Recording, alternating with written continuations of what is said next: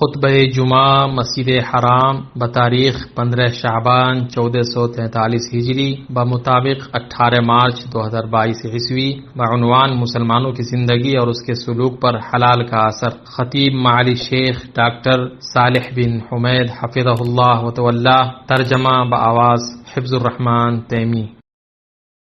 ہر طرح کی تعریف اللہ کے لیے ہے، ہر طرح کی تعریف اللہ کے لیے ہے جو ہدایت دیتا ہے اور گمراہ کرتا ہے، عزت و ذلت دیتا ہے، جس کی ذات بلند و مقدس ہے، وہ غالب و برتر ہے۔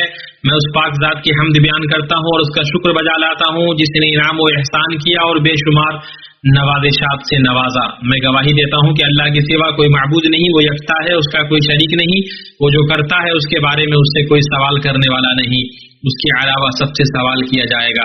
اور میں گواہی دیتا ہوں کہ ہمارے سردار اور نبی محمد اللہ کے بندے اور اس کے رسول ہیں۔ آپ بلند مقام اور کامل اخلاق والے ہیں۔ اللہ کا درود و سلام اور برکت نازل ہو آپ پر، آپ کے آل و اصحاب پر، جن کے ذریعے اللہ نے اس دین کی مدد کی اور اپنے دشمنوں کو رسوا کیا، اور ان کے تابعین پر اور اچھے طریقے سے ان کی پیروی کرنے والوں پر، جب تک آنکھیں دیکھتی رہیں، کان سنتے رہیں اور ہاتھ کام کرتے رہیں، اور قیامت تک لگاتار بہت زیادہ سلامتی نازل ہو۔ اما بعد، میں آپ کو اور اپنے آپ کو اللہ کے تقوی کی وصیت کرتا ہوں۔ اللہ کا تقوی اختیار کرو، اللہ آپ پر رحم کرے۔ بھلائی کے کاموں میں جلدی کرو، اس لیے کہ مصیبتیں پیش آتی ہیں، رکاوٹیں آڑے آتی ہیں، اور موت اچانک آتی ہے، اور ٹال مٹول گھاٹے کا سودا ہے۔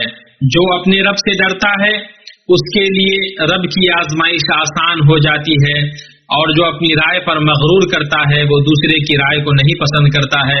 اپنے رب سے حسن ظن رکھو، اپنے بھائی کے لیے عذر تلاش کرو، اختلافات میں نہ پڑو، معاف کرو، درگزر کرو، تجاہل